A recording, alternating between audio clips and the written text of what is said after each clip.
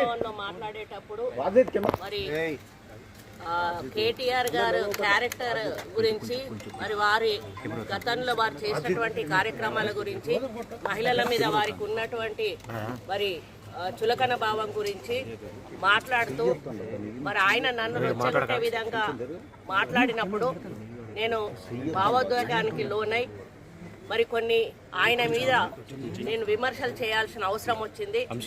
ఆ సందర్భంలో నాకు ఇంకెవరి మీద కూడా వ్యక్తిగత ద్వేషం కానీ మరి వ్యక్తిగత కోపం కానీ లేదు. అనుకోని ఆ సందర్భంలో ఒక కుటుంబం మాట నేను తీయడం ఏదైతే ఉందో అది అనుకోకుండా నా నోటి నుంచి జరగడం జరిగింది. ఆ తర్వాత వారి ట్వీట్ చూసిన తర్వాత నేను కూడా చాలా బాధపడ్డాను. ఎందుకంటే ఏ విషయంలో నేనైతే బాధపడతా ఉన్నానో ఆ విషయంలో నేను ఇంకొకరిని నొప్పించాను అని తెలిసి రాత్రి వెంటనే మరి దాన్ని